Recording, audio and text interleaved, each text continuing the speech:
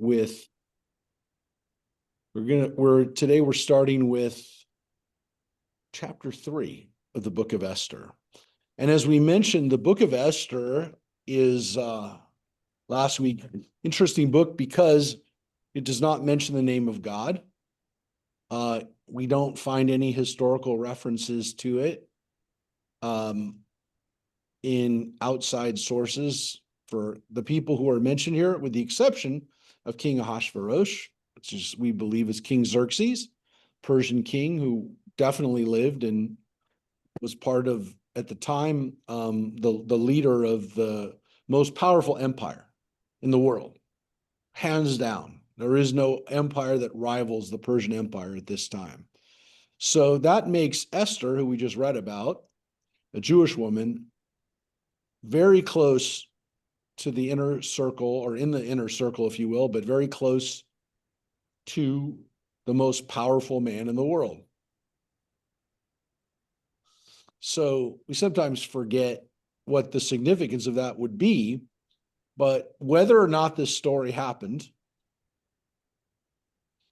the story setup, the implications of what's at stake here is that this Jewish woman, who of course has hidden her Jewish identity, is in the most powerful bedroom in the world. By far. Which, by the way, is kind of the situation we have right now with the United States. There are other tremendously powerful nations, China being one of them. Russia is still a formidable country for us because, again, they're, less and less aligned with what we're doing. But the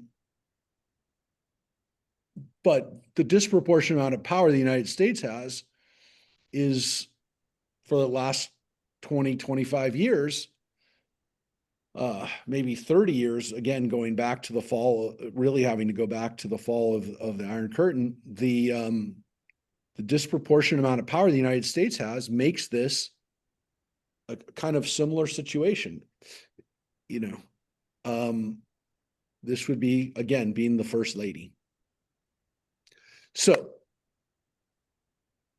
okay, well, she'll be on it. So she's going to read, Rosemary's going to continue for us, chapter 3, which begins with the words Achar HaDvarim, which in Hebrew is always a key that time has passed. Afterwards, sometime later, these events happened. We never are sure. It's almost always, and again, the rabbis try to always estimate how much time had elapsed, but we don't know.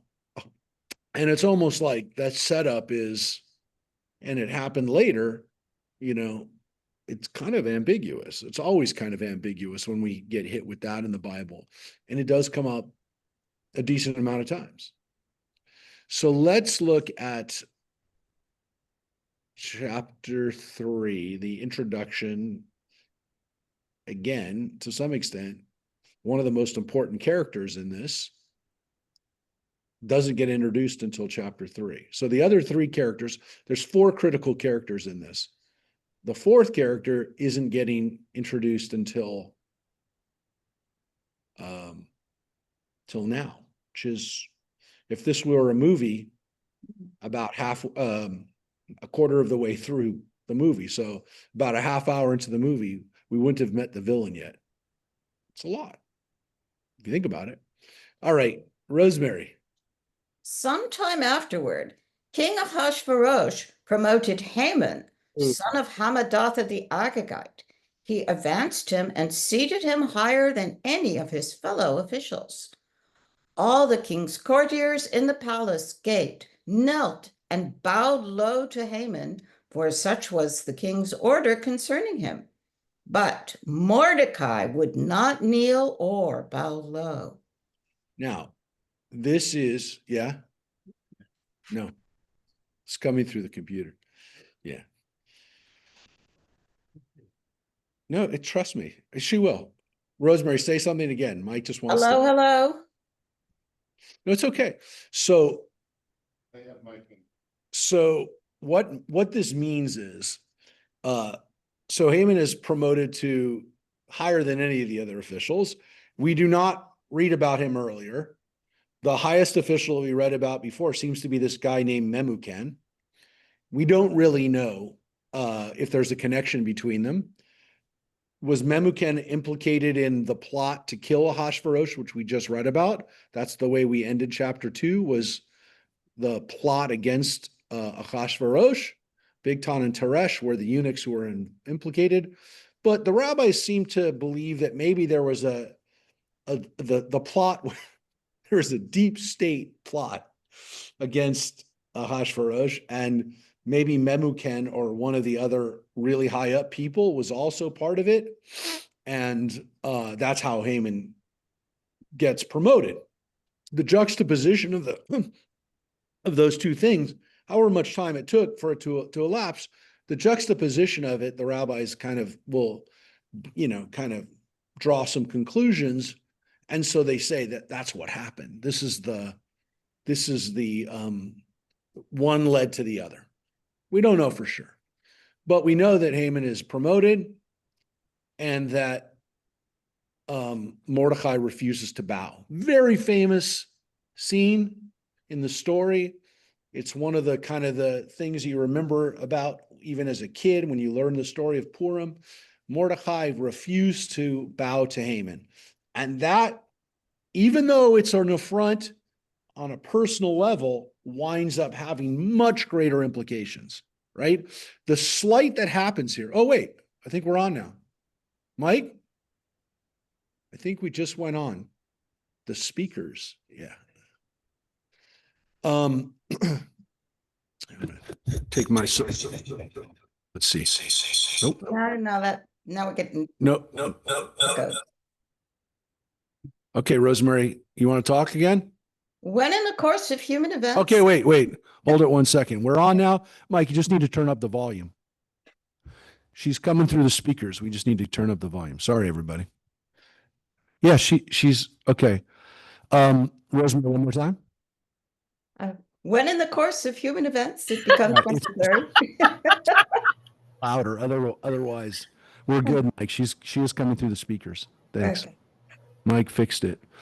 So yeah, this personal affront to Mordecai causes a much bigger problem. It winds up, as we know, including and getting all of the Jews of Persian Empire, in trouble. Now again, we know that Jews are not supposed to bow down to people, but would Mordecai not have bowed down to Ahasuerus? Did he not bow down to Haman for another reason? And so that's part of it, obviously. But there's another interesting thing here, which is that there seems to be, again, part of Haman's existence, his upbringing, his identity, is perhaps what Mordecai can't stomach. It doesn't say why Mordecai would not bow down to him. Again, the understanding that as a Jew he wouldn't bow down to a person is kind of doesn't make sense, because he would have bowed to Ahasuerus. Why? Well, because we see it. We see Esther bowing to Ahasuerus. Like, okay, we know that he does it. We know that we can assume that he would have done it also maybe for another person, but he won't do it for Haman. And the reason that we say he doesn't do it for Haman is because of the history of who Haman is. The only thing we know about him is his father, Hammedatha, and that he is an Agagite. Agag, according to tradition, Agag, if he is descendant from Agag was the king of the Amalekites, right? So Agag is the last king of the Amalekites that we hear about. He's the one that King Saul captured and had not killed, which he was supposed to do because God commanded him to kill all the Amalekites, but he keeps King Agag alive. And of course, if you remember that scene, Saul has got a King Agag, in chains essentially. And the prophet Samuel, the one who anointed Saul, comes to Saul and says, "Why did you not do what God told you to do? God told you to kill all the Amalekites. You didn't do it."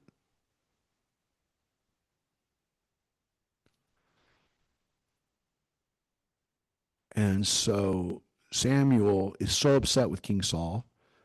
He says, "You defied God's order, and now your crown will go to someone else." And then Samuel basically goes and anoints King David. So Saul's screw up here is catastrophic for him and his family. It's the end of his dynasty. One generation, one ruler, done.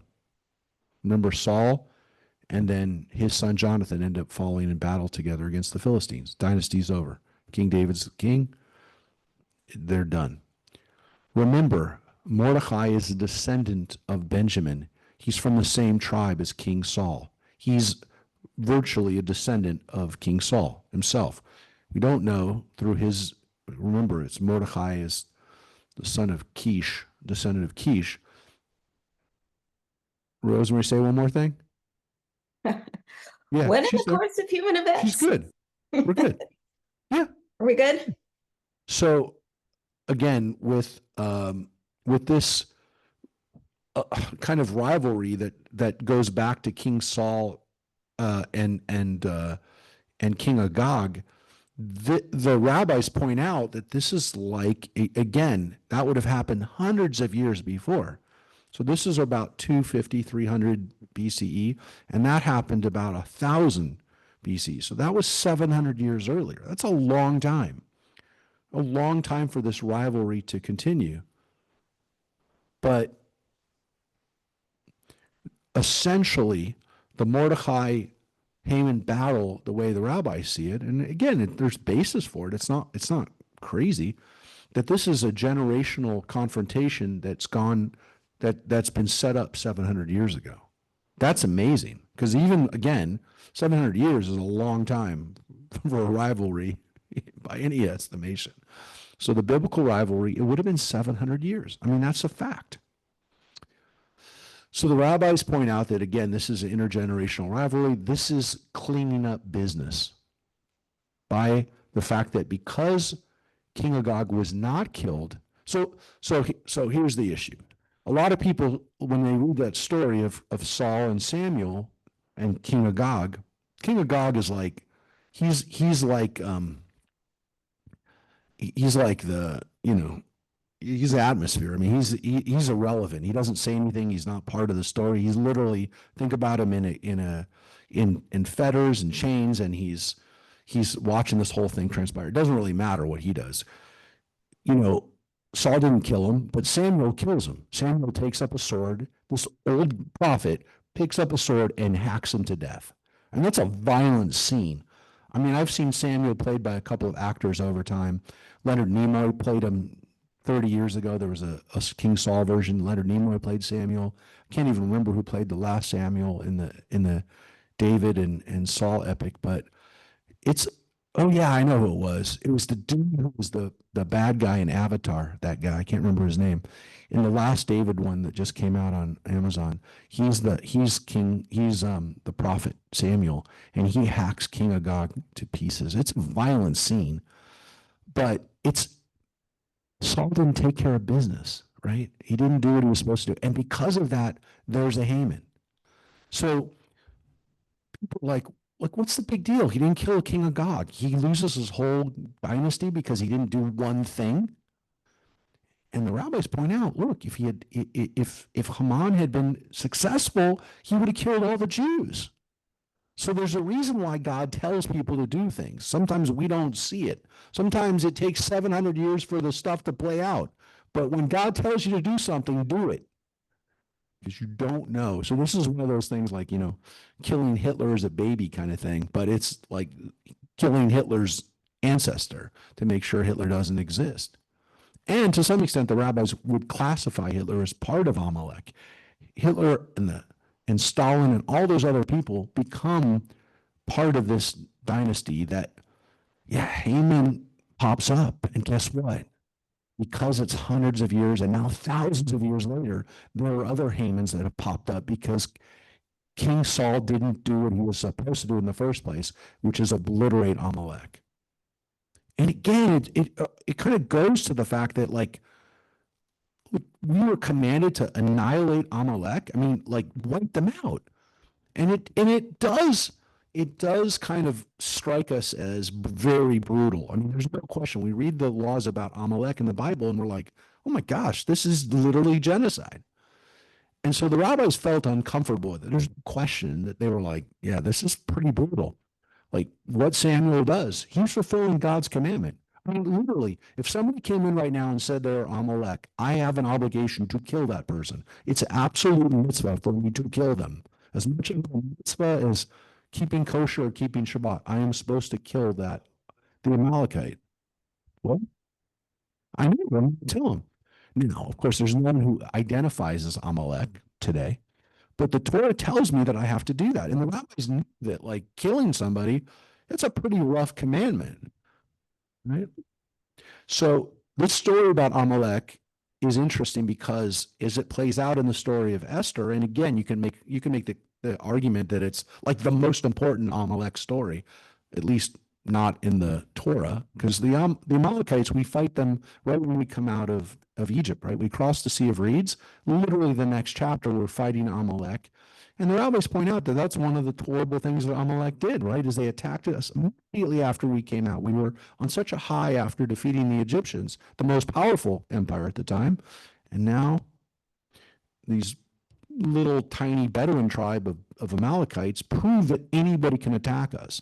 And so it wasn't just that Amalek attacked us and hit us when we were on a high, but that Amalek proves to everybody else that even though Israel beat the Egyptians, you can still attack them. You can still attack them. So they took down the veneer of our military prowess, if you will. Sounds familiar, right? So what a lot of people were feeling on October 7th was wait, Hamas can do that to us? Not an army with tanks and with planes and helicopters, not the Egyptians or the Syrians or the Jordanians, but Hamas. Very much like it. And to some extent, Hamas has become Amalek, our modern day Amalek. I mean, Israelis definitely say they're Amalek. And that's one of the reasons why Israelis say, look, we don't care what happens to the civilians of Gaza because Hamas is self-identified as Amalek. What does that mean? When people say that they are bent on killing you, to some extent, the rabbinic tradition is, our Jewish tradition is, if someone says that they're here to kill you, they're Amalek. They've self-identified as Amalek, and we have an obligation to kill them before they kill us. It's a weird thing. Again, I'm not going to tell you that, like, it's not complex, but this story is complex. This story gives us already a 700-year rivalry between these two peoples, the Jewish people represented by Mordechai and the Amalekites represented by Haman. And again, for the rabbis, this still plays out. This is an eternal battle between good and evil. It's a wild idea. It's just a wild idea. And it's one that, when you think about it, it's powerful. Obviously, it's emotional, but it's also it makes for good drama, if you will. But it's much more complicated and much more complex than you think, because this story is playing out maybe even today. We don't know anything about Amalek. There's zero outside historical evidence that they exist. According to the Torah, they are descendants of Esau. They are Esau's weird kind of like line through one of Esau's sons. And so they kind of like branch off of there, and kind of according to where the geography of the Amalekites, where they attack us from, it seems like they're operating in the kingdom of Esau, or the Edomites. Yeah, so they are kind of cousins of ours, if you will. And so Amalek is a fascinating thing for us to look at. I took a class in rabbinical school. The whole quarter was nothing but the. I mean, it wasn't the only thing I took, but it was a class just on Amalek. Yeah, talking about you had to do we had to do papers on Amalek. We had to look at this at the historical and the rabbinic texts on it. But there are really no archaeological texts, but to look at how we've looked at Amalek through history, again, even up till today. And as I said, I mean, we will talk about that. But in Israel today, 100% the language that's applied to Hamas today is the language of Amalek. If people come at you and attack women and children, which is what Amalek did when we were in the desert, they not only attacked us when we came out of Egypt, they attacked not the men, but the women and children. And so another connection that today people say. Ironic, right? It's 613 days today of the war. It's 613 commandments. 613 is the number today. So, yeah, thought about that today. The other part of having Haman here now, and again, sorry for taking so much time about talking about, but it's raise the, as we know from drama and from television and movies, the villain is the most important character, right? He's the one that kind of everybody wants to play the villain in the movies nowadays. But it's really where we learn about ourselves, right? By seeing what we're fighting against and what it is that is not a mirror of ourselves. And the rabbis understand that. They understand the connections between Mordechai and Haman, that they're like mirror opposites, that they can't exist almost unless the other exists. It's a weird relationship. It's kind of like, the two sides of the force, if you will, which would make sense given the fact that this was, taking place in a Zoroastrian community in Persia, where the duality, that kind of focus on two sides of things was very important to their religion. This dualistic structure of the universe was part of the Zoroastrian theology. But for us, this is mythic. It's a mythic story. And again, that's why we're talking about him. And he also rounds out, for those who are familiar with Persian court stories, and for that matter, lots of styles of setting up drama and art and commedia dell'arte. You have to have four characters, right? You have to have four characters, especially in the Persian court stories. I always tell people, these four characters because they sometimes come out in Western literature, but they were very important in the Middle Eastern stories. The 1001 Night stories, you almost have the same four characters always. The hero, the villain, the fool, and the princess. Those four characters. And well, we have them in this story because there's really four characters, and everyone else in the Purim spiel is like a tree in the Christmas pageant or the donkey or whatever. But the four characters in this story are the most important, right? But you have these four characters in almost every Persian court story. You know it the best from Aladdin. Aladdin is your guide, if you will, because that one's story you're much more familiar with, because you have Aladdin, you have the vizier, Jafar, in the Disney version, you have the foolish sultan, and of course, in the Disney version, you have Princess Jasmine, right, who is the heroine. Those four characters play out in all of these Persian court stories, which this is also part of that tradition. So he's the fourth. But these four characters, again, even in Western style, oftentimes make their way into, Italian, Italian comedy and drama. The commedia, it made its way to some extent, some people pointed out, into the more modern version of this, which was, of course, Seinfeld, which had, if you will, a hero, which is kind of Seinfeld. You have the princess who's Elaine, who really is, a princess in a way. And then you have the fool who's Kramer. And of course, you have the villain who's not really a villain, but he's just, very deficient morally is George. So you have those characters in that. And then, of course, the comedy plays out through the relationships and how people get stuck in their orbit. So yeah, these four characters are kind of the standard. They're kind of the basic ingredients you need. So now we've got all four. So Mordecai won't bow. And that's where we are. So what happens with this one action? Then the king's courtiers who were in the palace gate said to Mordecai, "Why do you disobey the king's order?" When they spoke to him day after day and he would not listen to them, they told Haman in order to see whether Mordecai's resolve would prevail, for he had explained to them that he was a Jew. When Haman saw that Mordecai would not kneel or bow low to him, Haman was filled with rage. But he disdained to lay hands on Mordecai alone.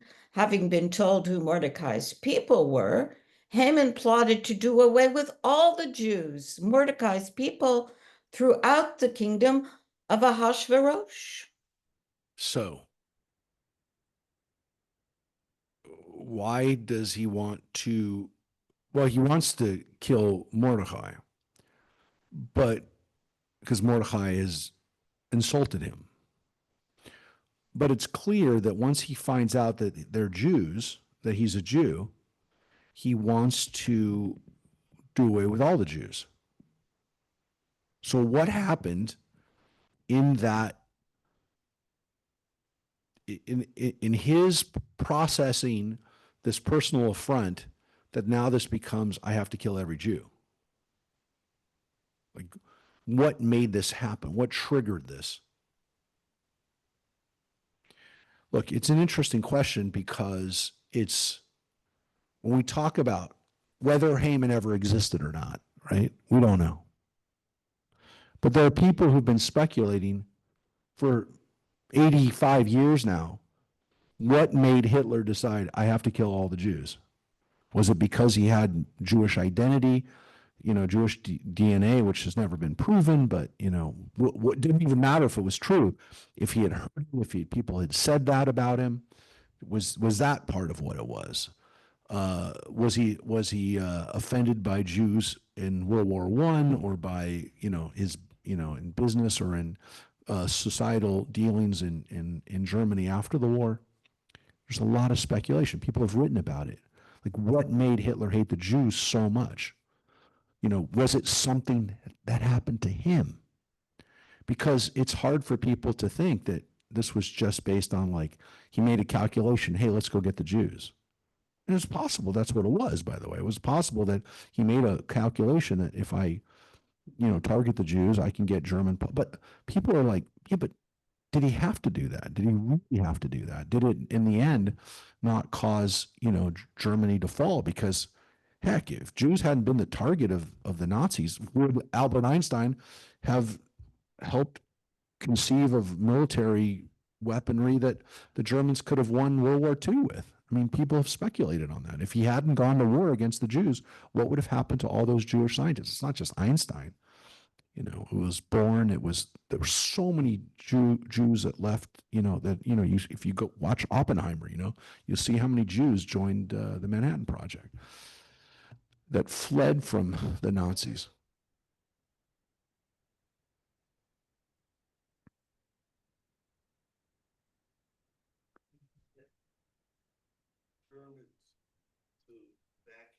Yeah. So Mike's saying it didn't have to be a personal, he shows it. Look, whatever it is, people have thought there must be, right? That there must have been a personal. Yeah. But people have looked for that. Like, they've looked through his history. Hey, can we find where he met a Jew or had a Jewish interaction that caused it?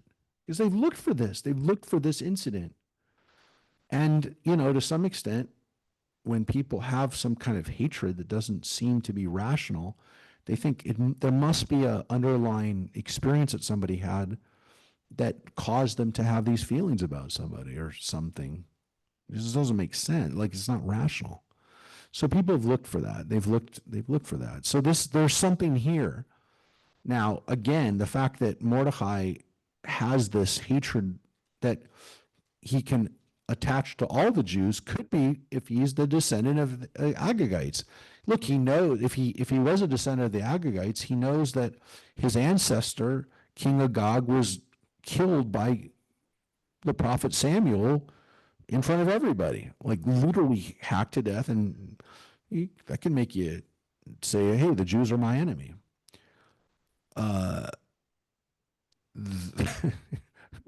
But it's clear that his hatred for Mordecai is extending to everybody, to every Jew. Yeah, Pauline.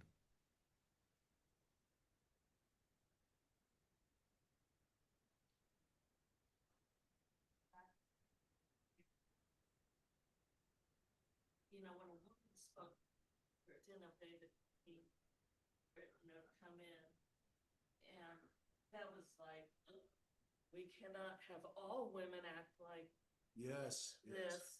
And so here, he's a Jew, and he has his own mind, like the woman, like the queen had. Yes. Her, and she, or, Yes. listens to something higher than king. I mean, her Yes. soul. So Pauline made a very important observation. Yeah. Yeah. Pauline's connection, again, I hope everyone heard, was that just like Vashti, had to be made an example of because every other woman would get out of line. It's a similar kind of idea, right? You have this one Jew, and we ought to make sure that none of the, that all the Jews don't get out of line because of this one Jew. So yeah, it's one of these things where you got one, you got to make sure that everybody else. Now, it's such a weird idea, right? Because I mean, it really is a simplistic idea that everybody from a certain group, from a certain minority, acts the same way. Every woman acts the same way, right? Are going to be motivated the same.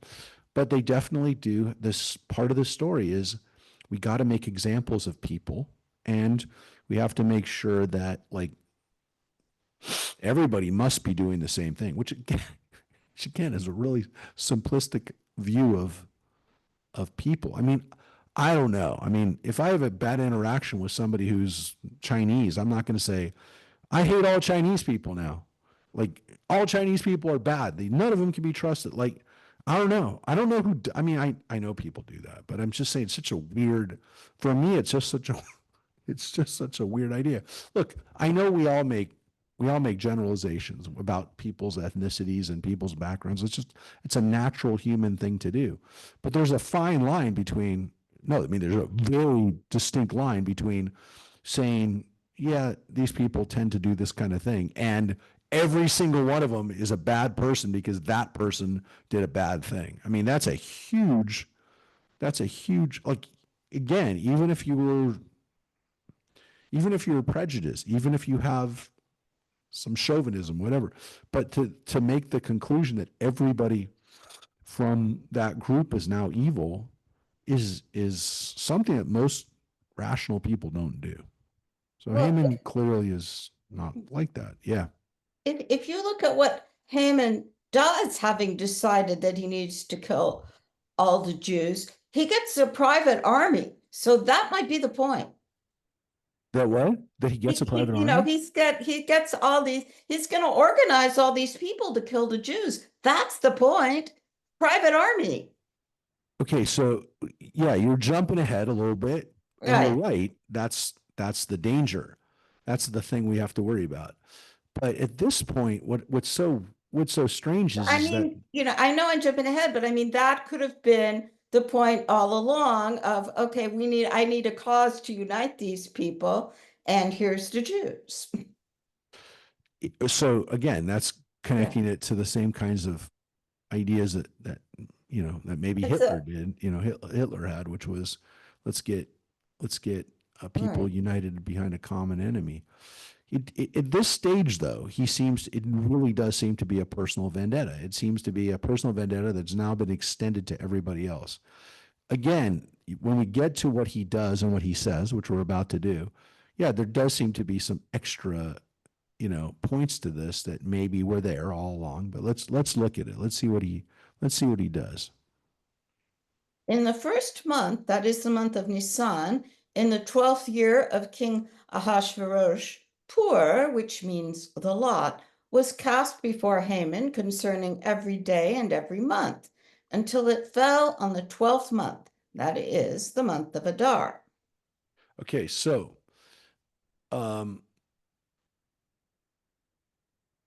this is perhaps the silly line here is perhaps the most important line in the whole book. Let me explain. But yeah, this line, which is kind of a throwaway line, not one that you would think is the most important, might be, if not the most important, one of the most important. Now, let me explain it. So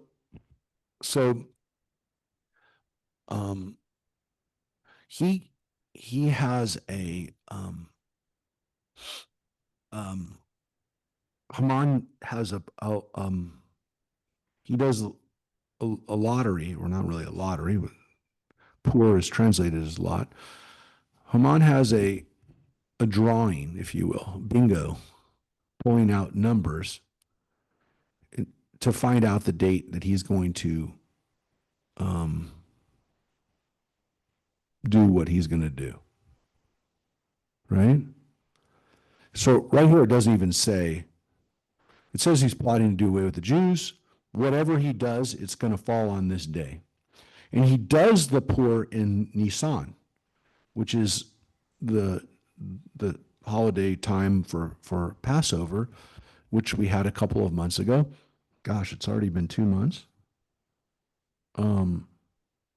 Almost. It's the springtime. It's the first month in the biblical period. You can see right there, it's still Nisan is the first month. The 12th month then in those days was Adar, the last month. So what's interesting about this, first, I want to point out, you probably are going to get the point of what I'm just about to say. Haman decides a year in advance, virtually, 360 days in advance, 350 days in advance, when he's going to do this. Okay? He does it in Nisan, and the lot falls in Adar, which is the last month. So it's 11 and a half months he has to roll this thing out. Okay? So most people don't think about that. Well, especially at Purim, when we're celebrating, we don't think about it. That he had 11 and a half months to plan this. This is not like Haman decided we're going to kill the Jews, and the next day he kills the Jews. He has months to, almost a year, to prepare. Which, by the way, is an interesting lesson, because I'm confused. we think he's going on a murderous rampage the next day. He storms out, I'm going to kill all the Jews, and he starts killing Jews, or plans on killing Jews. That's not what happens, which is interesting too, because we sometimes forget that the final solution, the complete implementation of kind of a system to destroy the Jews. Jews have been murdered by the Nazis, since they took over in 1933. There were Jews that were rounded up by the Gestapo, and they were taken and tortured and killed from 1933. I mean, from the moment Hitler took over, it was bad times. Of course, Kristallnacht in 1939, it accelerates to the point where we're openly beating up Jews and killing Jews and destroying Jewish property. But that's 6 years later, right? Didn't happen overnight. There were 6 years of time elapsing for stuff to happen. And then 3 years later, 1942 is when the Wannsee Conference is. There's been some movies about Wannsee and about the meeting where the German authorities, the leaders of Hitler's inner circle, and the leaders of the military, and all the parties that were necessary for the final solution to be implemented. But the system of building death camps in all the places in Poland that they had captured, because remember, they didn't capture Poland until 1939, and the real problems of other places that they were conquering, France and all these other places, You're talking about 41, 42. It was almost 10 years from the time Hitler took over to the implementation of the final solution. 9 years. People forget that. Like there was time during that time to do something, to stop this, to actually intervene with what Hitler had said since he had taken over, to the time that, people are being sent to death camps across Poland and across, again, I want to make it clear, Jews were being murdered. They knew about it. People knew. It wasn't like it wasn't happening. But to kill, millions of Jews at one time, to be able to basically do what they did to the Hungarian Jews in the last days of the war, to kill 450,000 Jews in 3 months, they didn't have the implementation procedures until 42, until 3 years before. So the massive murders of Jews took place from 42 to 45. It hadn't started until the last 3 years of the war. My point again, 10 years. There was a long, long runway before this had happened. Things could have happened. Things could have been stopped. It was not an overnight. Well, and people forget that about the Nazis. Like, they think, oh, well, the Hitler took over and started throwing people into death camps. No, there was 9 years for people to do stuff to try to stop this from happening, to rescue Jews, to get them out of those countries. It didn't happen for the United States to let some of them come. I mean, all the things that happened during those 9 years, that's a long time, folks. Anyways, a long time happened here. And that's part of why this story, it plays out the way it does. But that's not the most important part. The most important part says that he has a pur, which is the Persian word for lot, which is where we get the name of the holiday that we celebrate every year when we read this story, Purim. The holiday is named after this experience of Haman picking the day. He picks the day in a pur, and that's why we call it Purim. Lots. Okay? That line is the explanation for why we have the holiday. That line makes no sense. And I'll tell you why. We have this holiday of Purim that Jews are celebrating to this day, and we don't even know why we're celebrating it. We think we're celebrating it because of Esther. We think we're celebrating it because of Mordecai. This book is a very powerful book on so many levels, because it's a book of the diaspora. Some would also argue that this is the story that tells the Jewish people that they're going to survive in exile, that they're really not just the Jewish people of the land of Israel, that it's not going to be easy, but they can live other places, that God is going to have a covenant with them even when we can't see God. I mean, the theological implications of this book are huge. But what's so strange is we have a holiday that we keep that is based on the name Pur? No. We have this holiday, folks, because it's Persian New Year, and Jewish people wanted to figure out a way to celebrate Persian New Year. This book exists for one of the silliest reasons and winds up being one of the most powerful books. Because this book, my friends, was really written as a justification for Jews to keep a pagan holiday. Understand what I'm telling you. This is not really a groundbreaking thing that I just told you, but most Jewish people have no idea.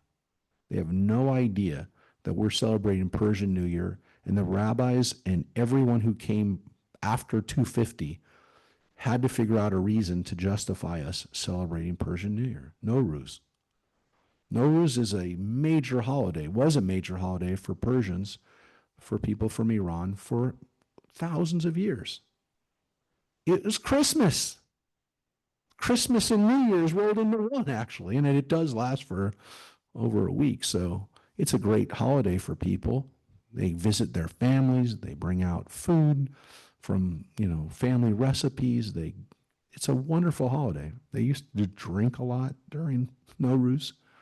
And it was the time of Persian New Year, of celebrating the new year, which is when they celebrated it during this time of Adar and the beginning of Nisan, the springtime. So understand that this was a way for Jews to feel comfortable to celebrate what all their Gentile friends were celebrating. To use the analogy that maybe would hit home, it would almost be if somebody, and it could never work because it's more complicated for us with Christmas because Jesus was Jewish and the stories of Jesus's nativity were kind of based on maybe not even like close to factual things, but they were still based on a Jewish origin, if you will, and Jewish, it happened in Israel, right, in Bethlehem. But if somebody wrote a book to justify why Jews celebrate Christmas, again, it would be tough because it kind of came out of Judaism, Christianity, and again, we have no connection to Christmas. There's no level of it. And again, what we know about Christmas is that it's based on Roman holidays. It had nothing to do with the church, the early church, or on Judaism or on anything else. Jesus was not born in December. That we know of for sure. We don't know when he was born. He was either born in Sukkot, Shavuot, or Pesach, one of the three festivals, when his parents came to the city of Jerusalem to worship and to do their stuff. And he was born nearby, next door in Bethlehem. We don't know for sure when he was born, but we know for sure he wasn't born in December. So that already is a story for us, which we can't, celebrate from that standpoint. But if a Jewish person said, hey, look, we need a story to explain why do Jewish people, celebrate Christmas however we celebrate it. If it's by going to the movies and having Chinese food, you write a story about why Jews eat Chinese food and go to movies on Christmas. I mean, the reality is we're the only places that were open, so that's why we did it. But it's such a weird thing to think about because, again, 2,000 years later, we really don't get it. And for most of us who have no connection, I mean, we might know, heck, if you live in LA, you probably know someone who's Persian, but we don't understand how important this holiday was for people. And yet, this story just told us that the connection for us to this holiday is Purim, are these lots. And again, it's a very, very, very interesting thing because we know why we celebrate this holiday, really. It's our way of celebrating Persian New Year and having a reason to celebrate it, a Jewish reason to celebrate Persian New Year. So it's a wonderful line. And it's there as part of like the story, if you will. But wow, that's a stretch. That's a big stretcher. So he does the lot, and here we go. Haman then said to King Ahasuerus, there is a certain people scattered and dispersed among the other peoples in all the provinces of your realm, whose laws are different from those of any other people, and who do not obey the king's laws. And it is not in your majesty's interest to tolerate them. Now, one could argue that this is actually the most important line in the book because it's the most truthful line in the book. It's the line that Jews have dealt with for thousands of years. This charge of anti-Semitism, this charge of, yeah, the Jewish people are different. They don't follow our laws, right? And we're scattered and dispersed. I mean, look at every one of these charges. This is still the backbone for some of the great anti-Semitic canards that exist today, that we're scattered and dispersed among all the peoples, right? We're all over the place. You never know where we're going to pop up, which is true. Our laws are different from other people's. But look at what the conclusion is. They don't obey the king's laws. Well, that's not true. Even though we keep our laws, we don't say we don't keep the king's laws. That's a lie. And then, of course, that leads to it's not in your majesty's interest to tolerate them. So there's a couple truths and a lie. A couple truths and a lie. And that's the successful way of creating, um, you know, that's, Fake news. we've been attacked in the past. You say a couple true things about the Jewish people, and then you throw in a lie. You throw in one lie. And usually it's kind of a lie like this, which is that we don't follow the rules, or that we're not really loyal to the government. We're loyal to someone else. Now it's we're loyal to Israel, or we're loyal to, another, we have, a cabal. There's a group of Jews that are making the decisions behind the scene. I mean, all of these things we've heard for thousands of years, and here we see it right here. We see it over 2,000 years ago that people are saying this. And it's, again, whatever happened in the story that was based on fact, there's a fact, there's a truth to this that we know. And that's why I say this story is one of the most truthful stories in the Bible, in the fact that the truth just hits us in the face. That, like, yeah, that happens all the time. That happens today. Where people say it's not in the best interest for the government to allow these people to be here. And look, we hear it from the left, but we also hear it from the right. When people talk about, in the far right, when they talk about the Zionist occupied government, the Zog, they're talking about their concept that Jews are controlling things behind the scenes, that the Jews are the deep state. They're the ones that really run the government. So these charges and these kind of weird concepts that, again, Jews need to be gotten rid of because they're undermining the government. They're undermining, authority, is something that, we've been dealing with. And this book just makes us, puts it right out there, right there for you to see. This kind of charge. Notice, by the way, Haman doesn't name us. He never names us. He doesn't say Jews. He doesn't say. Just says to Ahasuerus, there is a certain people. So think about how people do this today. Tell a couple truths and then stick a lie in, and then the conclusion can be almost anything. Here we go. If it please your majesty, let an edict be drawn for their destruction, and I will pay 10,000 talents of silver to the stewards for deposit in the royal treasury. Yeah, so I'll pay for it.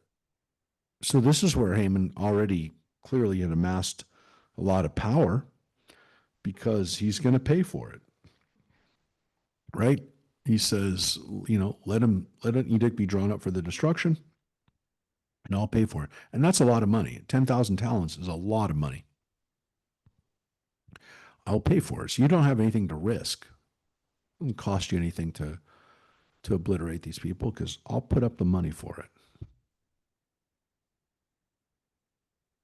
Thereupon the king removed his signet ring from his hand and gave it to Haman, son of Hammedatha the Agagite, the foe of the Jews. And the king said, the money and the people are yours to do with as you see fit. So there's the scene. Haman gets control. He gets the ring, which, by the way, is usually, again, the sign of power. That's what happens in Aladdin too. By the way, think about the Aladdin's similarities to this story. Aladdin is in the original versions of the story of Aladdin, he's Chinese. He's an outsider in the court, just like Mordecai, outsider. And again, you get the ring, you get the Sultan or the king's ring, and then you have the power. So you get to, he gives them power. He never asks who the people are. He just says the money and the people are yours. Still doesn't say the people. So that is the scene that sets up the destruction of the Jewish people. It's bought and paid for. On the 13th day of the first month, the king's scribes were summoned, and a decree was issued as Haman directed to the king's satraps, to the governors of every province, and to the officials of every people, to every province in its own script, and to every people in its own language. The orders were issued in the name of King Ahasuerus and sealed with the king's signet. Yeah, we have no evidence that this ever happened during the Persian Empire. No evidence. No evidence. But things like this happen throughout Jewish history.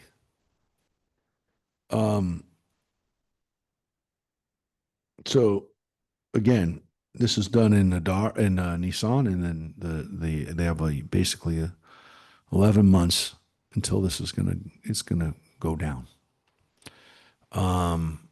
Again, goes back to that language we had at the beginning, to the officials of every people, to every province in its own script, and every people in its own language. So this is going out to the whole kingdom. Same language that we had at the beginning with the party, the celebration party, with the directions to the rest of the people about, the women being brought to the harem, the same language. Now, we don't have evidence of this happening, but look, up through the Roman Empire, the Romans would come up with laws against, sometimes against Judaism, but oftentimes against Christianity. The Romans were very worried about early Christianity, and they would oftentimes come up with edicts that were persecutions that, wound up with Christians being fed to the lions. And that's hundreds of years later. So these kinds of edicts, which would, go out through the empire and make life hard for people all around the empire, it happened maybe not to us in the Persian example here. Of course, we're going to be able to pull the plug on this, but it did happen to Jews and Christians in the Roman Empire. So it is possible for these edicts to go out. They did. And then, of course, later on, the Christian empire, like the Byzantine Empire, would come out with anti-Jewish laws. In Islamic countries, they would come out with, oftentimes, again, it wasn't an entire empire, but most of the Muslim empires were not like as big as the Persian Empire or the Byzantine Empire, but there would occasionally be edicts that would go out from a Muslim authority that would persecute Jews or persecute Christians or persecute both of them. So yeah, I mean, people did stuff like this. It wasn't like this is made up in the sense that it couldn't happen. Just don't have a record of this. We don't have a record of this edict. Accordingly, written instructions were dispatched by couriers to all the king's provinces to destroy, massacre, and exterminate all the Jews, young and old, children and women, on a single day, on the 13th day of the 12th month, that is, the month of Adar, and to plunder their possessions. The text of the document was to the effect that a law should be proclaimed in every single province. It was to be publicly displayed to all the peoples so that they might be ready for that day. The couriers went out post-haste on a royal mission, and the decree was proclaimed in the fortress Shushan. The king and Haman sat down to feast, but the city of Shushan was dumbfounded. Yeah. It's a really good place to break the chapter. If that was a television series, that would end that episode. That's an end right there for that episode, for that day. Yeah, that's crazy. I mean, literally, edict goes out that, you're going to kill the Jews, destroy, massacre, and exterminate. I mean, that's pretty clear. Men, women, and children, young and old, everybody. So Ahasuerus just allowed for a people to be murdered. He doesn't even ask who the people are. Doesn't ask.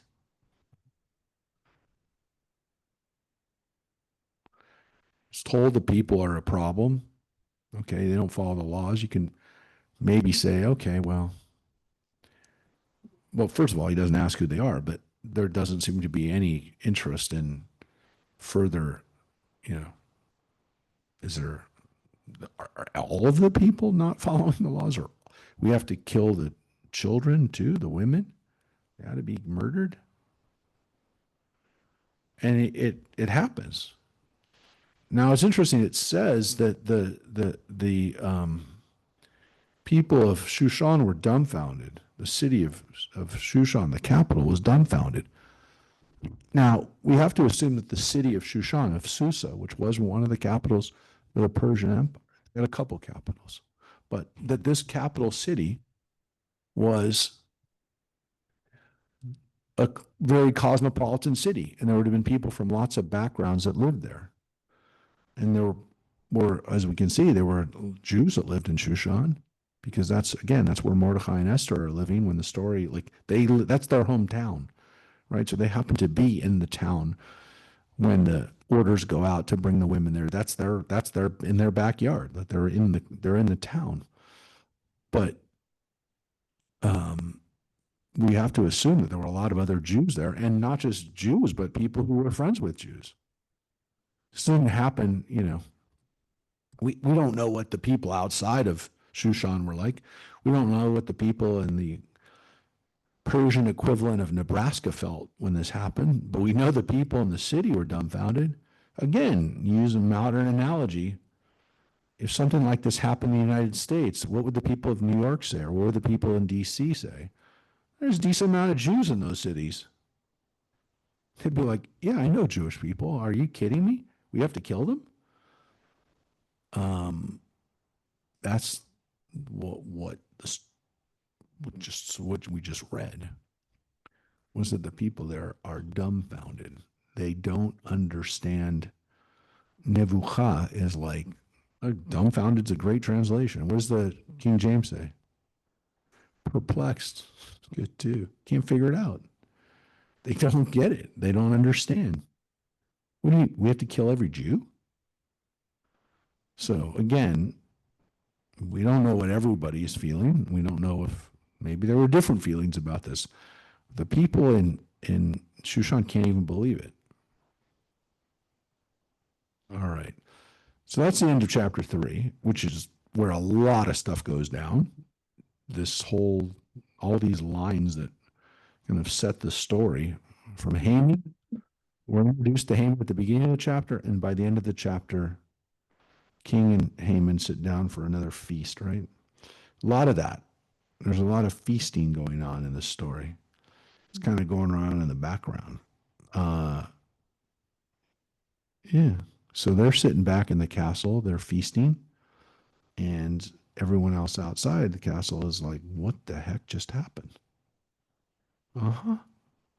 So, again, the word feasting and party, it appears 24 times in the book of Esther. 24 times we have the word feasting, party. Now it's a lot. That's a lot. But listen to this. In the whole rest of the Bible, the word only comes up 20 times. 24 times in the book of Esther. And the rest of the Bible doesn't even have as many mentions as this book does. Now, well, let's look at what's happening.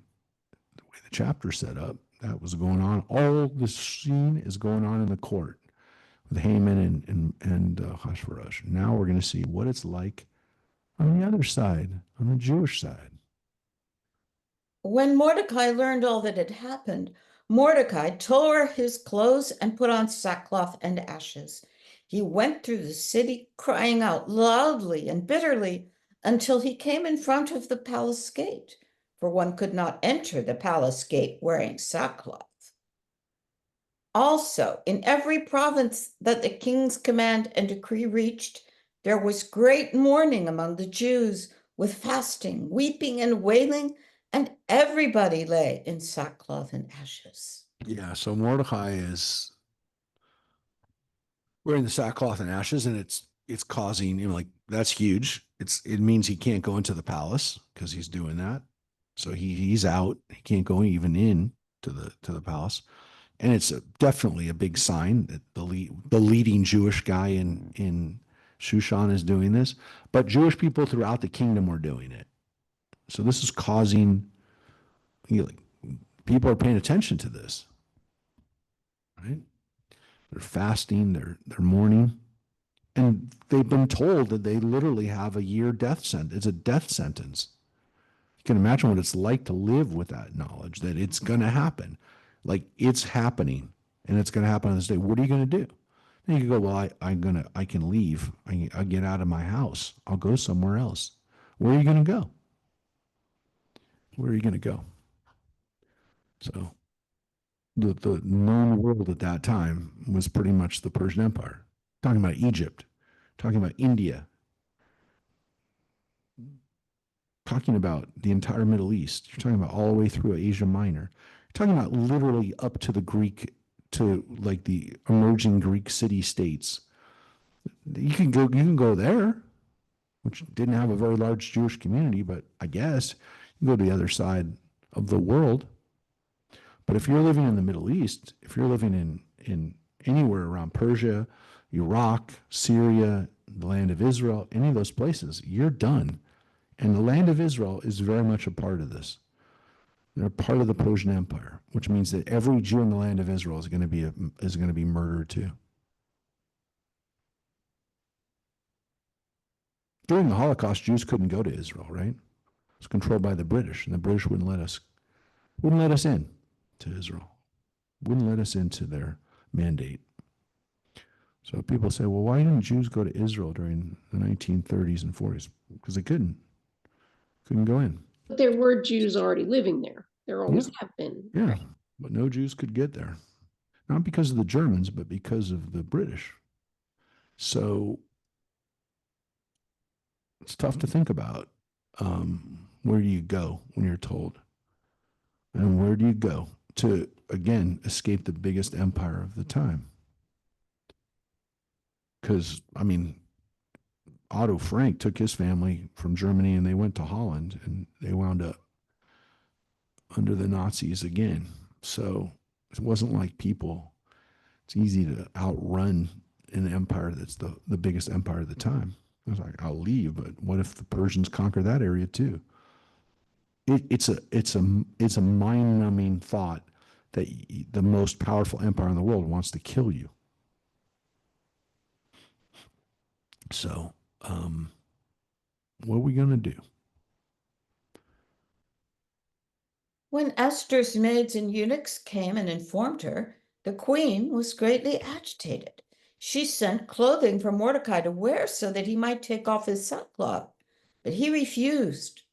Thereupon Esther summoned Hathach, one of the eunuchs whom the king had appointed to serve her, and sent him to Mordecai to learn the why and wherefore of it all. Yeah. So Esther figures out what's happening by hearing that Mordecai is wearing sackcloth and can't come in to the palace. Now, no matter what, he couldn't see her, right? Because she can only be seen essentially by the king and the inner court. Like he is a guy who's not part of the inner court, can't go and see her. And so she can't even communicate with him. She has to communicate through him through Hathach, one of the eunuchs. So that's how she learns about what's happening. She doesn't know. So the king makes an edict, and she does not know about it. She doesn't know. Right? What's she going to do? Hey, Mark. Yeah. Is there midrash about Haitach? About who he really is? Yeah, about his connection, because we don't like people, as we know, to wander. Oh, of course. And he has to be trusted with this stuff. Of course we do. So the rabbis, as Judith just said, do not like unconnected people just appearing. So somebody who has this kind of a role to play, right? Right. Somebody who's going to be a linchpin for this must be there for a reason. So who do we say that Hatach might have really been?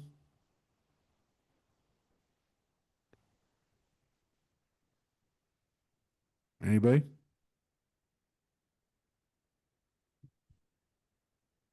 Anybody? No?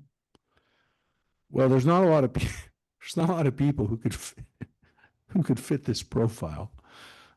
I'm laughing because the rabbis, again, as Judith rightly pointed out, I thought you knew who they thought he was. That's why I thought you asked. No, I don't think I've ever asked that question before. Or maybe you had learned it.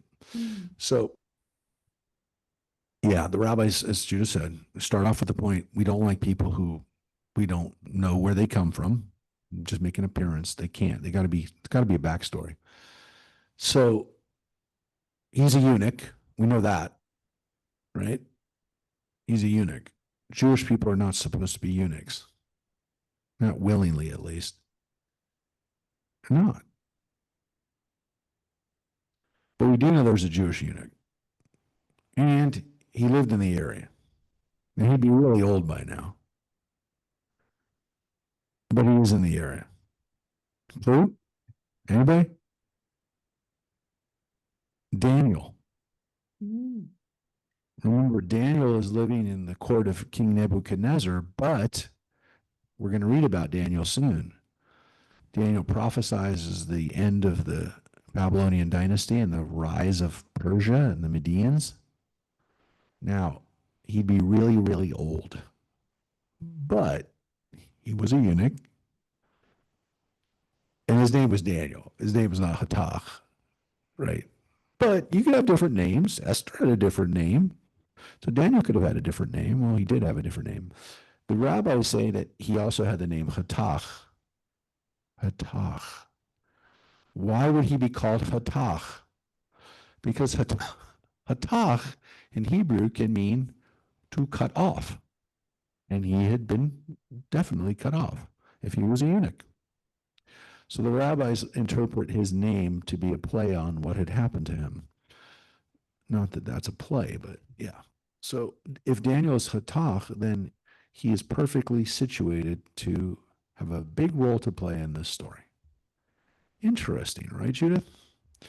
That is our cut off guy who hardly is cut off, because in reality, he's going to be the guy who makes all of this stuff happen.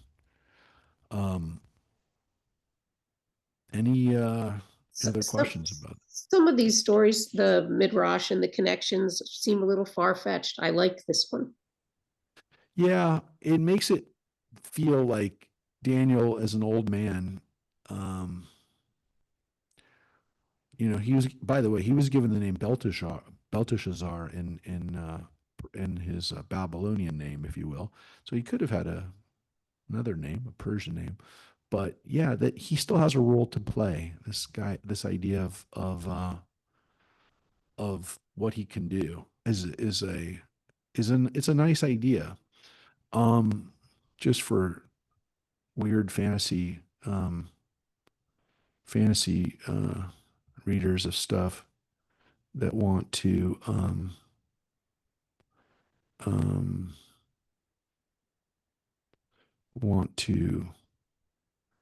read some weird stuff.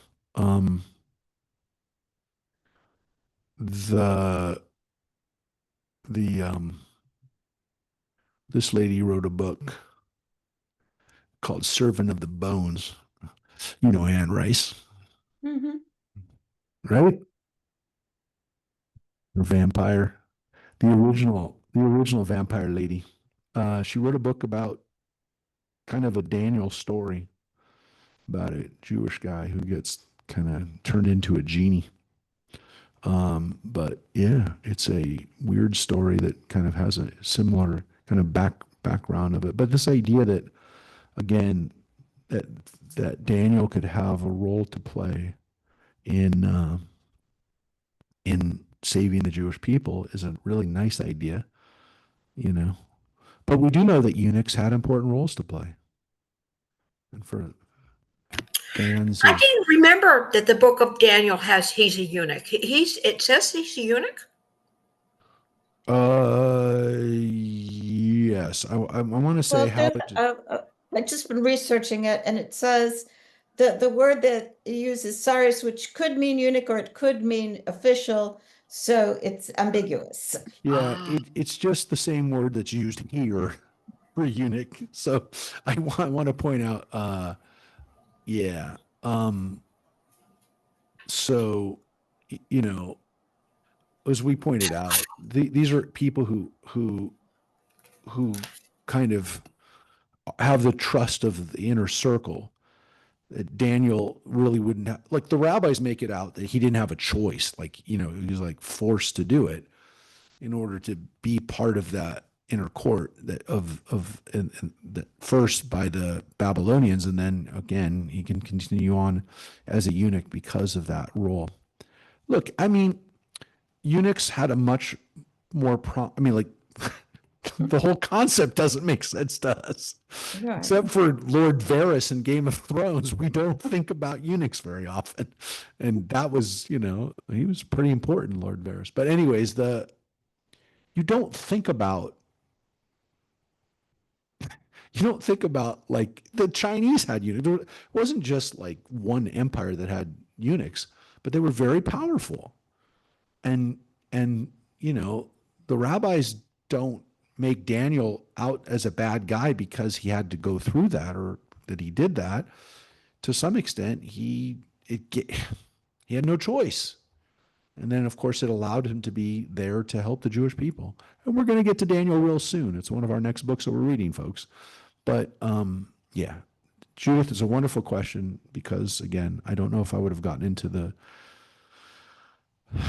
Daniel aspect to this, but the idea that he still has a role to play is kind of a nice midrash that, you know, he has one more big role to play before he exits the scene, if you will.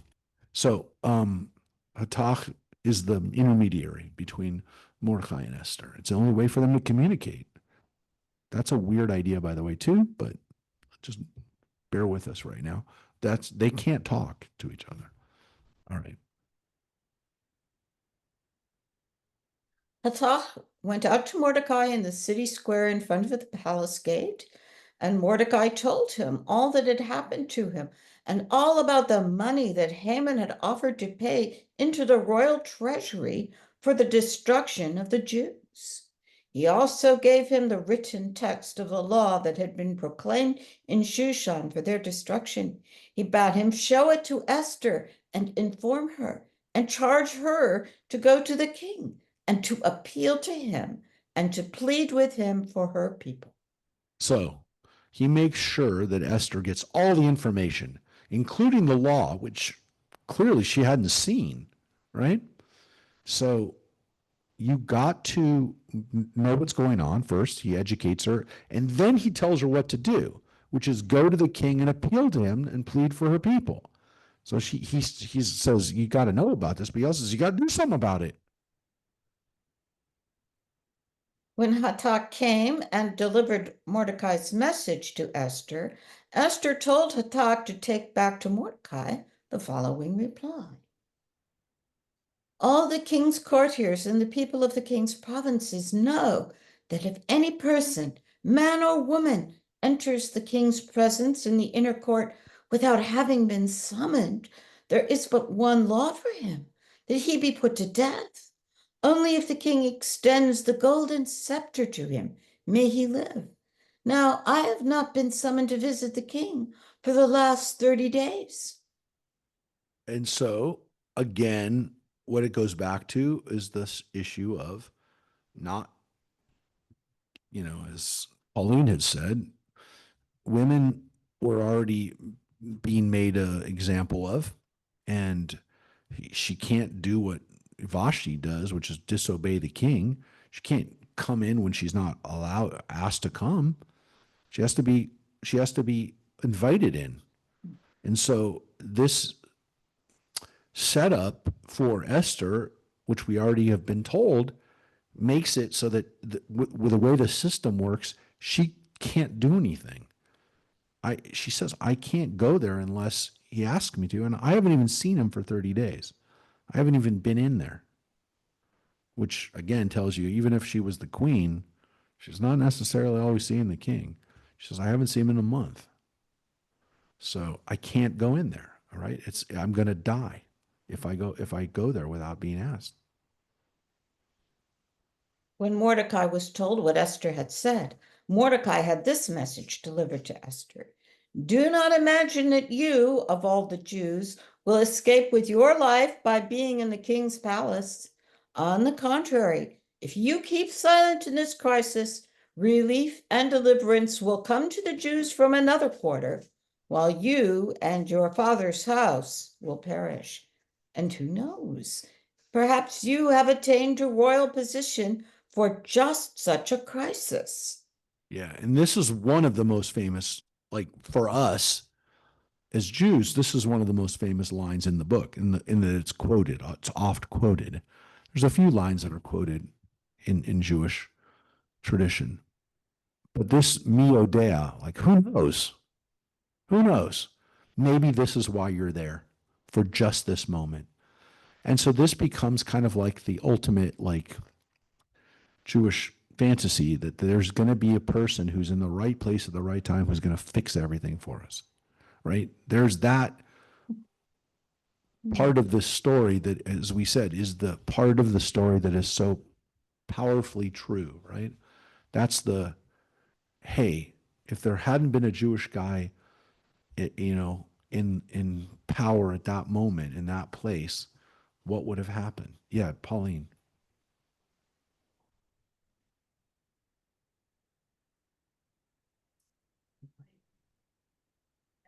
No secret, he's a Jew. Isn't she kind of outed already? Well, I mean, isn't it? But they don't know she's Jewish. They know Mordecai is Jewish. So here's the interesting thing. Yes. So Pauline's question is, how is she keeping her identity secret if everyone knows that Mordecai is Jewish? They know a connection between the two of them. Well, the interesting thing is that do they see that connection? Do they make that connection? Because they're not allowed to talk to each other. So they're not interacting. They don't see Mordecai and Esther talking to each other. Esther was told to conceal her people. If concealing her people is really like what she did, then she's not even going to really talk about her relationship with Mordecai. Now you'd say, well, but people would have known. They would have known, like people would have paid attention to this kind of thing. Look, all I can tell you is they don't always know what's happening.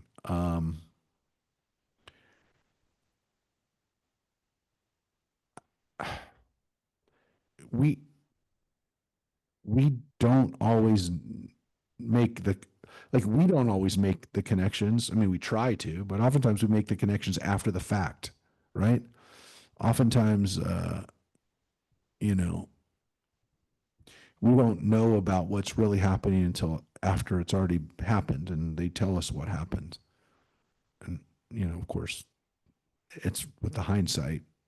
And it's also, is that really all that happened? But we oftentimes don't really know what happens. And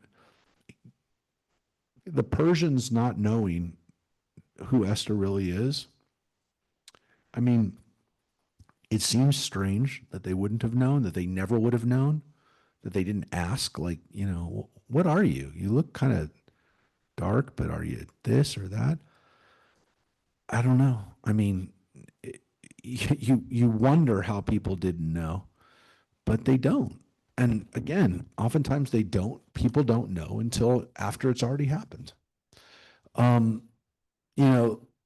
This idea that, a lot of people point to this, the Esther situation is very similar to this story. You know, when Israel was established, they had to try to figure out a way to get, Truman to support Israel. And there was this dude right here, Henry Jacobson, who was Truman's partner before he was involved in politics. They worked together, and they managed the canteen together at Fort Sill in Oklahoma, haberdashery after the war. A lot of people felt that it was only through Jacobson begging Truman to meet with Chaim Weizmann that allowed Israel to get the recognition and support from Truman. Why?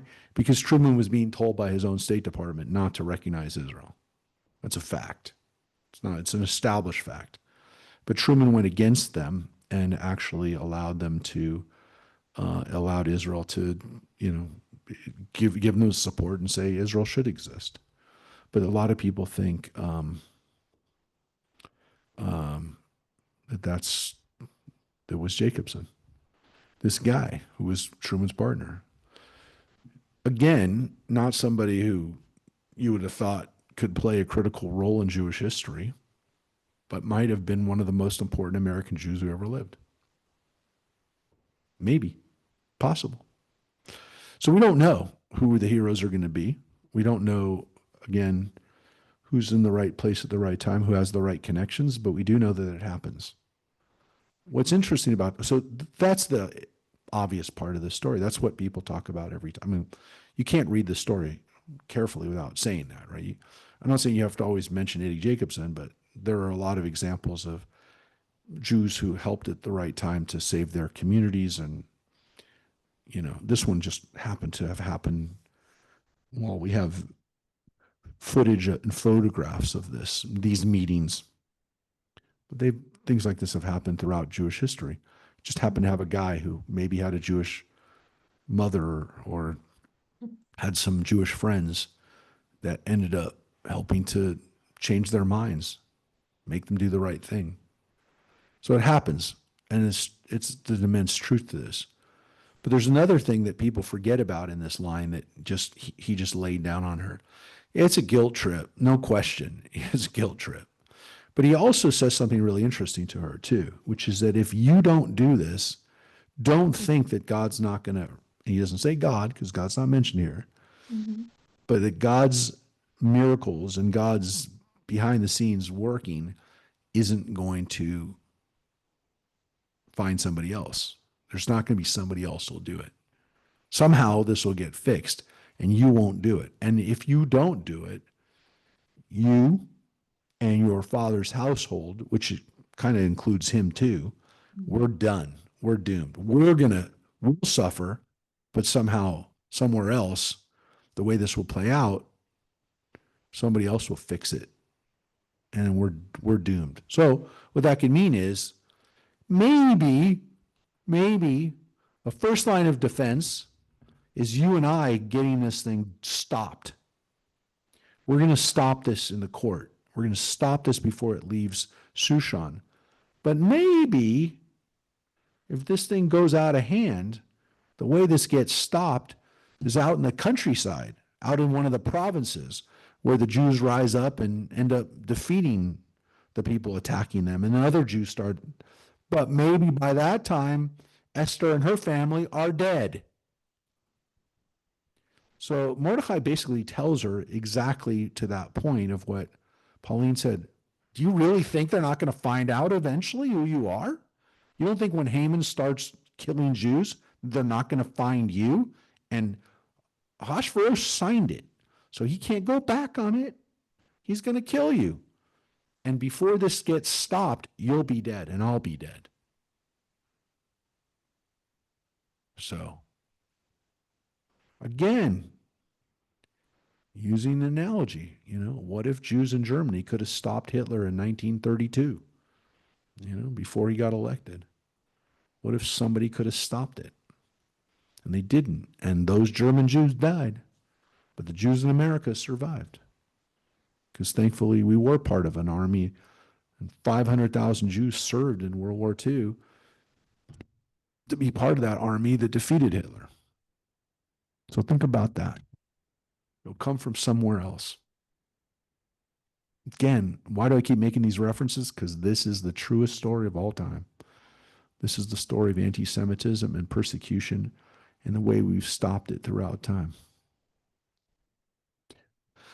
So what's Esther's response to Mordecai's very powerful and persuasive argument that if you don't do it, somebody else is going to do it, and it's going to be too late for us?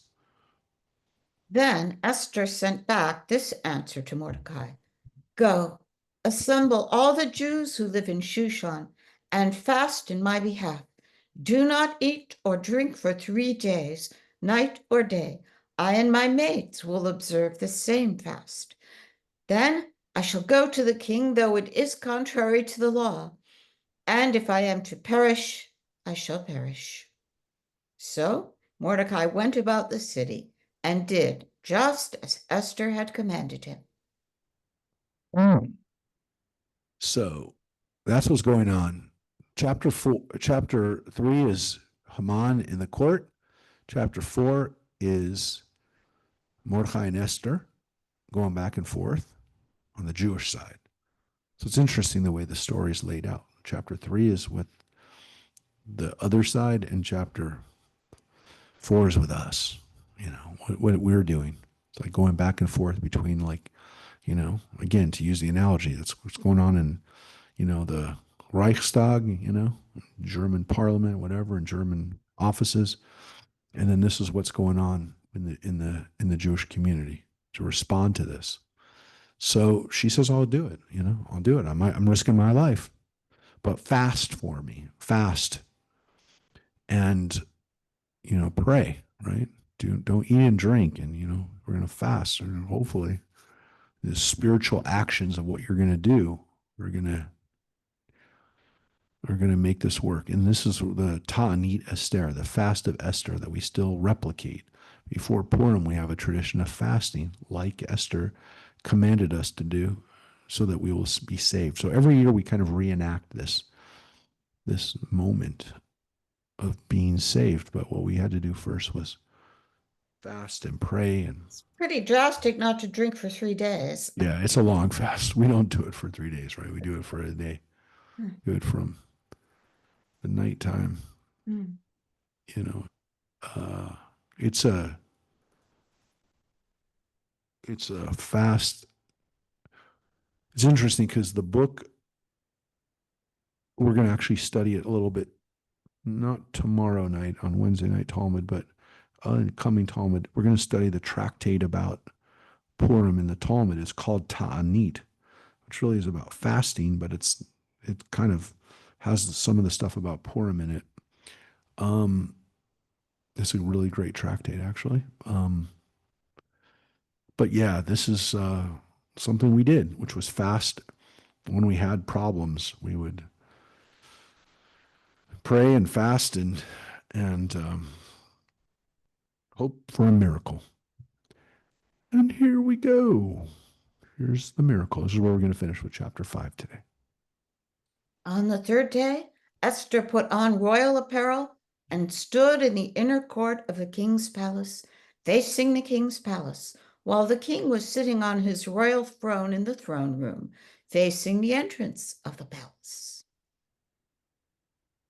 As soon as the king saw Queen Esther standing in the court, she won his favor. The king extended to Esther the golden scepter that he had in his hand, and Esther approached and touched the tip of the scepter. Yep. So the staging of this is important, that she's dressed up. She dresses up.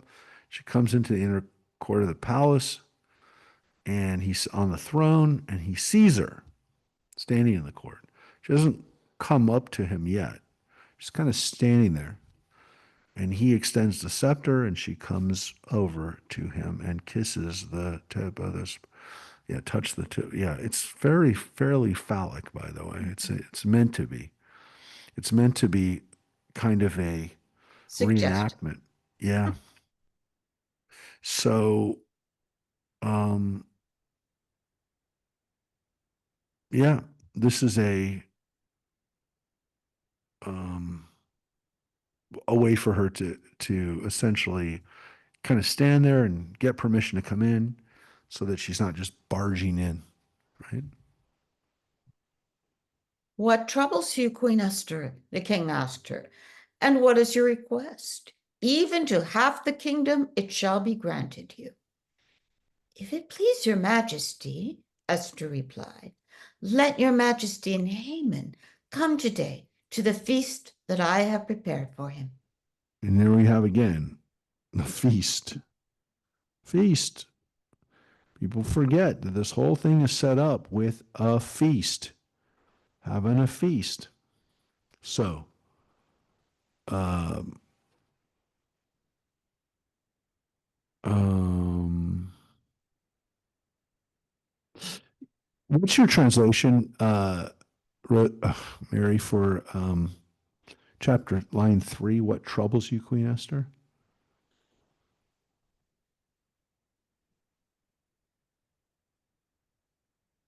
What? What wilt thou? Yeah. Um, the translation here, what troubles you, um, is a translation of this, malacha, malach. It's a feminine. So if we say to a guy malacha, to a woman malach, it's more like what's up, like what's going on. The translation here implies that he knows that something's wrong with her. The Hebrew doesn't, and the King James follows that English translation has more of a what wilt thou, like what do you want, like why are you here, not presuming right away that something's wrong. So I'm not wild necessarily about that translation. I think it kind of jumps the gun a little bit in putting into Achashverosh's mind that something's wrong with Esther. I mean, maybe he's surprised that she's there without being called or asked for. It's not normal that she would show up. And of course, what she asks for is not what she wants. She doesn't want to have a party. She wants to save her people, but she does it in a very clever way. She does not come right out and say what it is she wants to do. She has him say right off the bat, whatever you want, Esther, you know I love you, essentially, right? I'll give you half the kingdom. What can I give you? Anything. Yes, Pauline.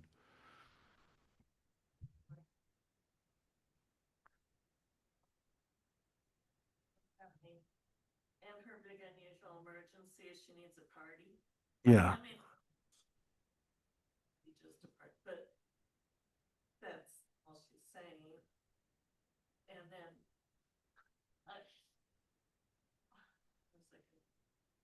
and if she could have just asked right then and there, that would have been easier. Of course, it would have been easier for her to ask than there, Pauline, right?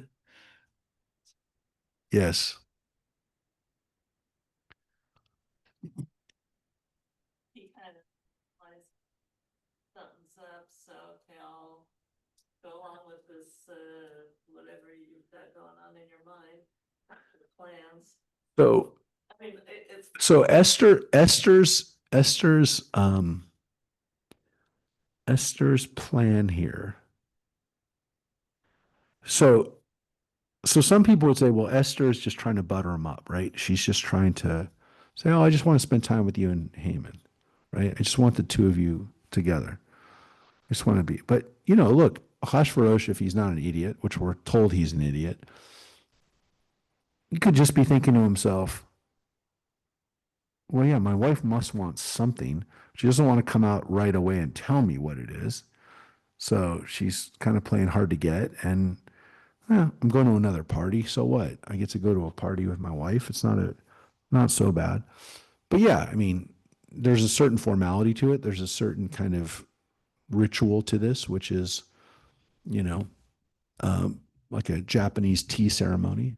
except here it's drinking alcohol and eating food, but whatever. There's a certain ritual here which she's kind of enacting.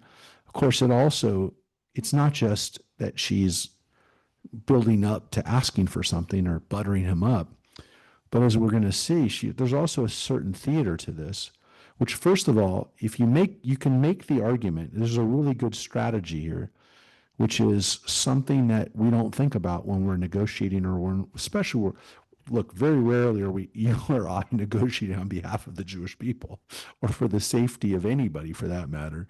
But what's really interesting about this is that if you're in it, there's a certain dynamic here in negotiation, which she's doing, which is very smart, which is that the party that she's afraid of, who's Haman, she knows that he's the one that is leading this and is responsible for it. The issue is that while it's dangerous for her to be in the same room with him to some extent, right? It really isn't, because she is more powerful than him. And on one level, he's more powerful than her. But in another level, she's more powerful than him. Why? Because as long as the king is there, she's the queen. If the king's not there, then maybe, again, this would not be a good idea for her and him to be alone in the same room, which we're about to see.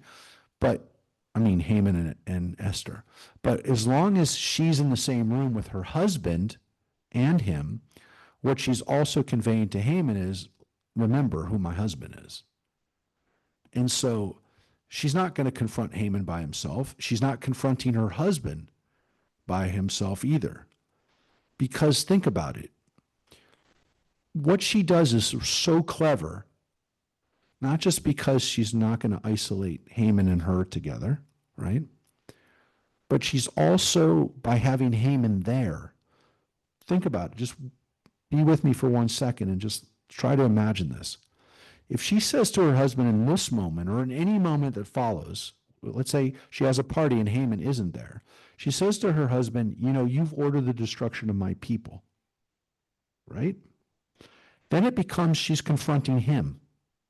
She's saying to him, husband, you screwed up. But if she confronts Haman in front of her husband and says he's the one responsible for doing this, it's not on him. It's on Haman. So rather than having so what's my takeaway from this? All of us can think about, if we have a problem with somebody, especially somebody who's more powerful than us, if we confront that person directly, one-on-one, for a decision that person makes. Let's just use the example that this is your boss. Ahasuerus is your boss. A middle manager who that boss hired has now put something into effect that's ruining your life. Now you can go to the middle manager and challenge him, but he's just going to say, what are you talking about? I made the decision, too bad. You can go to the boss and say, the middle manager screwed up and came up with a really bad decision that's affecting me and everybody else. Or you can get the middle manager and the boss together in the same room and say, look what this guy did. And now he has to defend it to the head boss. Do you understand? Now it's not the boss having to take responsibility for a middle manager's business. The middle manager has to defend his decision. It's a very clever way of negotiating, especially if you're in a power dynamic where you don't have the power by yourself. But if you ally yourself and you make the boss your friend in this, everyone's going to turn on the middle manager. Does everybody get that? It's super important for people to learn from this, because Esther really figured out a way to get her. Look, there's no guarantee yet, of course. We know the way the story ends, but there's no guarantee yet that this is going to work. But look at what she does. She neutralizes the middle manager. She neutralizes that guy who, I got to figure out how to get this guy off. He's more powerful than me, but I got to figure out how to get him off my back. And so it's a very powerful negotiating tool that I would tell you that Esther just taught us what to do. And it couldn't have been accomplished if she tells her husband right off the bat, you screwed up. Because he's going to get defensive about it. He's going to say, what are you talking about? You're hitting me with this? And he's going to defend it. He doesn't have to defend it. If Haman has to defend it. So that's exactly what she's going to do. Very smart. And by the way, there's no indication, by the way, that Mordecai told her to do it this way. She comes up with this plan. This is her. This is not Mordecai told her, hey, Esther, this is the way you got to do it. Have them have a party and blah, blah. Never said that Mordecai did any of that. All right. So have a feast. The king commanded. Wait, sorry. One second, Rosemary. Yeah.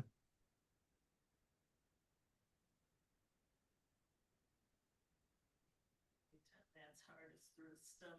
The way, well, yeah. So Pauline says, yes, the way through his heart is through his stomach. So definitely keeping him happy and well fed and well alcoholed up too, because there's going to be some cocktails, right? There's a few old fashions being drunk at this business meeting. So yeah, that's another good way of making sure you get your point across. Do it in the right setting. Huh? All right. So the king says, here. The king commanded, tell Haman to hurry and do Esther's bidding. So the king and Haman came to the feast that Esther had prepared. At the wine feast, the king asked Esther, what is your wish? It shall be granted you. And what is your request? Even to half the kingdom, it shall be fulfilled. My wish, replied Esther, my request, if your majesty will do me the favor, if it please your majesty to grant my wish and accede to my request, let your majesty and Haman come to the feast that I will prepare for them, and tomorrow I will do your majesty's bidding. That day Haman went out happy and lighthearted. But when Haman saw Mordecai in the palace gate, and Mordecai did not rise or even stir on his account, Haman was filled with rage at him. Okay, so there's the weird thing. Esther still doesn't say what she's asking for. She says, I want you to come back for another party tomorrow. Now, what's weird about this is that you think, oh, well, they have the necessary people assembled to do what she wants to do, but she's not ready to do it yet, which also indicates that there's another level of this, which is going to be, I'm going to string this out and I'm going to make this delayed. I'm going to make Ahasuerus really interested to figure out what's going on here. I'm going to delay the gratification, which is not really, I mean, it's just finding out what's really on your mind. But of course, this sets up two things. Well, also, she hasn't seen him for a month, so they need to get reacquainted too. Well, yeah, but the delay again, being able to say, no, you come back tomorrow. We'll figure it. We'll give you the details. Of course, this sets up this scene right here, and another scene too. But what this does is, again, whether Esther all along had planned to say, well, I know if I can delay this by another day, if I can hold off, we're going to be able to amp this up. She just knew that, again, if I don't come right out and lay this on my husband, I can maybe get something done here. Now, what's interesting about this is that this is another great negotiating tactic, which is that when you're negotiating, if you put the person on the other side of the table in a point where they have to wait for what you're negotiating with, I mean, look, car dealers do this all the time. They make you sit in the office for extra time so that by the time you're finally negotiating with them on the other stuff, you just want to get out of there. It's a very common negotiating tactic, and it works. It works. It works. That's why people do it, right? But it does put us into, again, an interesting frame of mind that Esther seems to feel that, again, if I can stretch this out, this will play out the right way, because to some extent she's like almost testing Ahasuerus. If he comes back tomorrow, then he really is, he really is paying attention to me. He really is going to do that. And so there's an interesting thing here, which is, again, sometimes when you want to negotiate with somebody, you don't have to give them all the information right away. That maybe, again, holding back something can wind up helping you.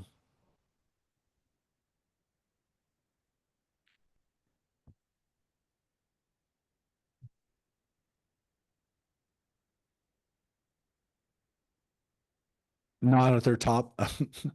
Not at their top. Well, they'll definitely, you're right about this, Pauline. They'll have 2 days of drinking out there. But of course, this sets up this one scene, which is Haman going nuts, right? The Haman going nuts scene is what's awesome here. Haman comes out lighthearted, but he's all happy because he's coming back for another party with just the king and the queen, but then sees Mordecai not moving. Not even moving, just staring him down, really.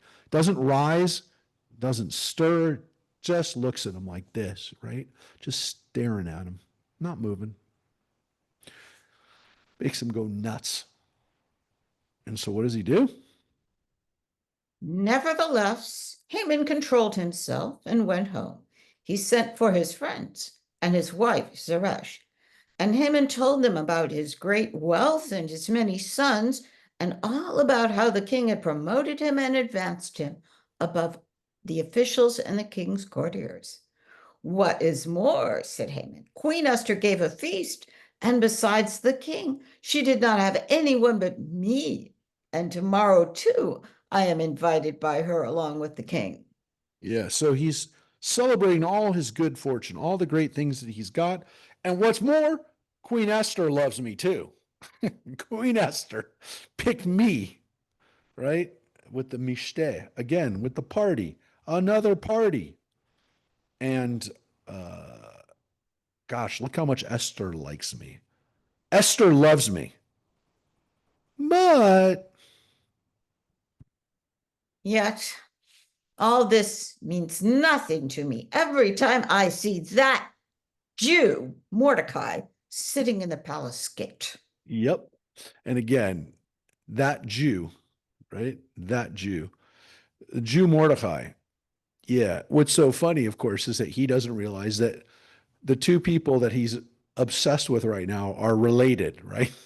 That they're both Jewish, that the Jew Mordecai and the Jew Esther are working together. He has no idea. So the line is even more satirical because he doesn't get it. We get it. We know what's happening, but he doesn't realize that, again, Esther and Mordecai are working together and they're cousins, So, but he, again, it shows you how insane his anti-Semitism was, that all of the stuff that he has means nothing. It doesn't mean anything to me because of that guy. That Jew is ruining everything for me. All of my fame, all of my success, all of my power, it means nothing to me because of that Jew. Amazing. So what does his wife say? Then his wife Zeresh and all his friends said to him, let a stake be put up 50 cubits high, and in the morning ask the king to have Mordecai impaled on it, and you can go gaily with the king to the feast. The proposal pleased Haman, and he had the stake put up. And that becomes the setup for the first part of that's the first part of this delay, is that it allows this to happen. It allows Mordecai to further steam Haman, so he goes crazy, puts up the gallows, and he's going crazy, right? And that's the first thing it does. The second thing that we'll come back to next week is the key scene in chapter 6. So we're going to finish next week the story. the crazy ending to this story. But the way it's been set up right now, the way we leave it right now, is that there's a gallows being installed in the capital for Mordecai. This is where we're at right now. At this moment, that's the way this episode ends, which again is another cliffhanger. It's a great chapter. It's a great visual to end with. That gallows going up for Mordecai, 75 feet high, 3 stories tall, massive display. What's horrible, of course, is that in Iran, they still do this. They still publicly hang people from gallows. You know, the Persians have not given up on this public hanging. I have got to run. I will thank you, everybody. Thank you, Rabbi, and I will see you all next week. Thank you, Rosemary, and I Thank you. appreciate it. And I think all of us love your reading of both Esther and how you quickly changed to Haman too, as well. Okay, All right, thank you. thanks everybody. We will see you next week for the exciting conclusion to the story, and maybe we'll see you tomorrow night for our Talmud, or tonight for the general meeting. Thank you. Lots of stuff happening. Take care, everybody. And if you haven't planned on coming tonight, if you're not coming tonight, it's also a presentation about Eden and the way to buy plots through Eden, through the temple, actually, for Eden. Please vote on your ballots. We still need people to fill out their ballots. Take care, everybody. Thank you. Please vote. Bye-bye.